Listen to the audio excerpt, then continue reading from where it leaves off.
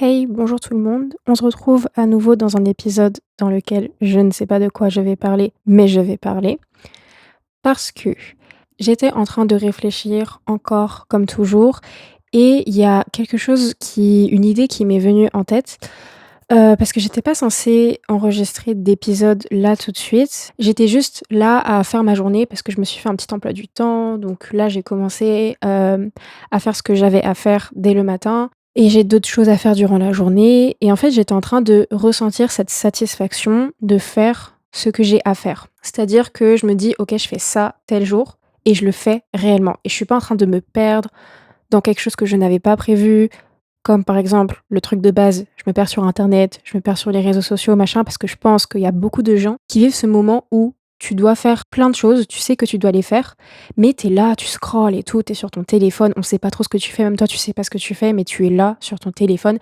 et au bout d'un moment tu finis par te dire: «Mmh, c'est chiant en vrai. Je n'ai pas fait ce que je devais faire, je suis restée là à faire quelque chose qui ne m'a pas vraiment apporté grand-chose». Bref, c'est pour ça que parfois pour me consoler, après 1 heure durant laquelle je n'ai pas regardé quelque chose de très utile en soi, je me rassure plutôt je me réconforte en regardant une petite vidéo où je pourrais apprendre des trucs et tout, mais résultat, je ne fais toujours pas ce que je dois faire.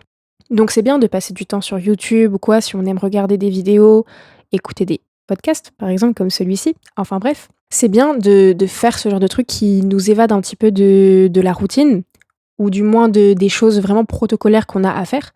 Mais quand on a quelque chose à faire, à titre personnel, je trouve ça vraiment chiant finalement de ressentir cette procrastination littéralement qu'on est en train de faire. Donc je pense qu'il y a un temps pour tout, mais enfin bref, c'est pas le sujet.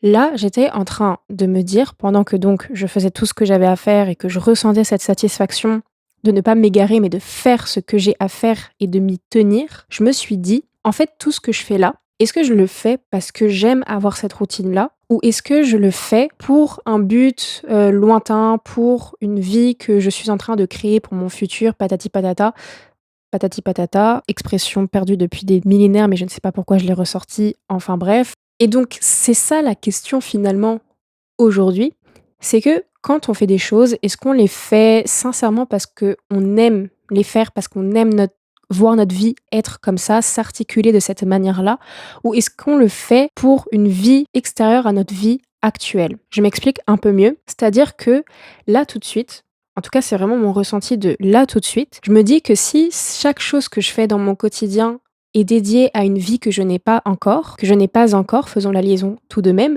est-ce que je suis vraiment en train de d'apprécier la manière dont je vis maintenant?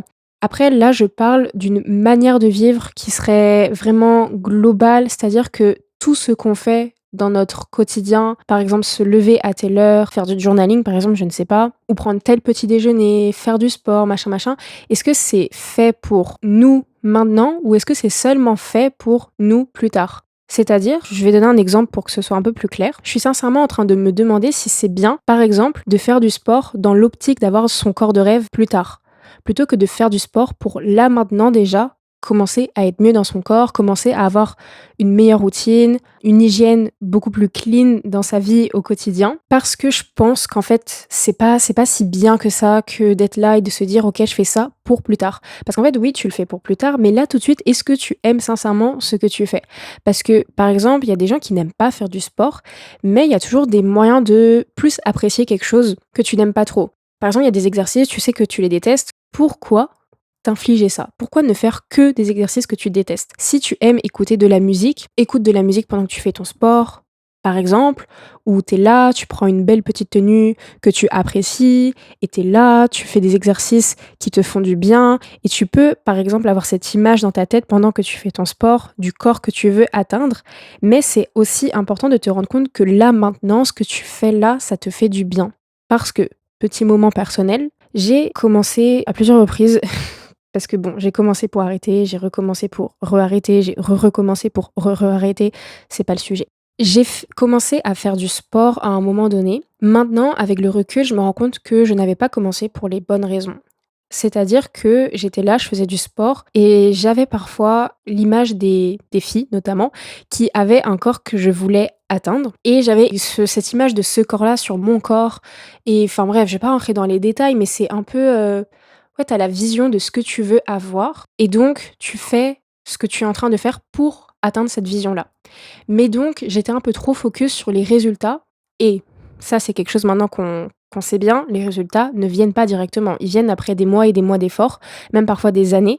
Donc si on se focus que sur le résultat, mais pas sur le processus, en gros, c'est totalement ça que je suis en train de dire.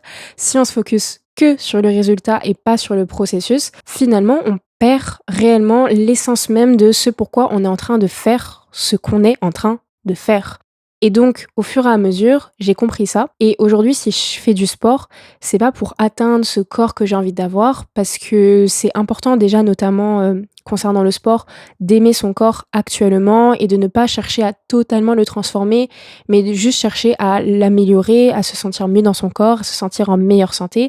Mais déjà, on accepte ce qu'on a et ensuite on travaille là-dessus pour qu'on aime encore plus ce qu'on aime déjà. Et donc là, aujourd'hui, je me dis surtout que le sport, c'est bon pour avoir une activité physique régulière, pour être en meilleure santé, pour se bouger, parce que la sédentarité, on sait que ça commence à faire beaucoup de mal aux populations.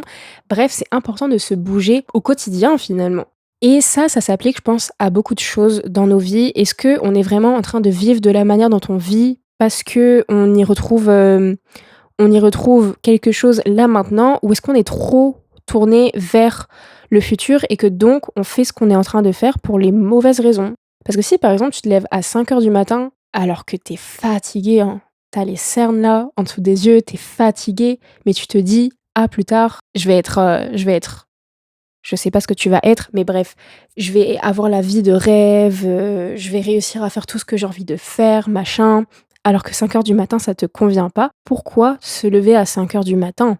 En plus, ça, c'est vraiment une miracle morning routine qu'on a vu passer sur les réseaux sociaux beaucoup de fois. Finalement, si ça te correspond pas, franchement, faut pas aller se fatiguer pour rien. Il y a des gens peut-être qui ils ont le train de vie adéquat pour aller se lever à 5 heures du matin et se coucher à 19 heures, mais d'autres gens, non. Donc pourquoi faire? Pourquoi se fatiguer comme ça? Pourquoi essayer de reproduire des choses qui, soi-disant, fonctionneraient, mais qui ne vont pas forcément fonctionner pour toi? Donc si là, maintenant, tu y trouves pas d'intérêt, pourquoi le faire? Mais si tu y trouves un intérêt, OK. Mais si l'intérêt, il est seulement dans le futur, la question c'est est-ce que c'est vraiment utile là, maintenant, tout de suite? Ou est-ce qu'il ne faudrait pas chercher à faire autrement pour que ce soit déjà rentable, un minimum rentable du moins, là, maintenant que tu y trouves, un intérêt, un certain plaisir et ne pas faire la chose juste pour la faire parce que plus tard ce sera bien, machin, machin. Par contre, il y a des choses forcément dans la vie qu'il faut se forcer à faire. On n'a pas forcément envie de les faire maintenant, mais plus tard on verra les résultats. Par exemple, travailler, apprendre, étudier, on se dit: «Ah waouh, là c'est chiant quand même», mais il y a un intérêt pour plus tard. Mais si on va voir un peu plus en profondeur, je pense qu'il y a aussi un intérêt dans le moment même, parce que là déjà, on est en train de s'habituer à être un peu plus discipliné. Là déjà, on est en train d'apprendre, plein de choses et donc d'accroître notre culture et donc chaque jour est un jour qui nous permet d'être mieux finalement sur plusieurs points liés à ce fait d'être en train d'étudier. Parce que étudier, c'est pas juste étudier, c'est être discipliné, c'est apprendre, c'est être concentré, c'est se dévouer à une tâche, commencer et la terminer. Bon ça relève, de la discipline, mais il y a plein de choses en fait finalement qui peuvent être améliorées suite à peut être améliorées après avoir fait une tâche importante. Donc c'est pour ça qu'il y a de la plus-value dès le moment où on fait ce qu'on a à faire. Mais si, je reprends l'exemple du réveil à 5 heures du matin, on le fait, mais on n'y prend rien en retour, là, tout de suite, maintenant, à part de la fatigue. Enfin, on n'y prend rien. On n'y retrouve rien à part de la fatigue. Je sais pas ce que je raconte. Pourquoi on y prend? Pourquoi on y retrouve? Bref, on récupère rien de bon à part de la fatigue.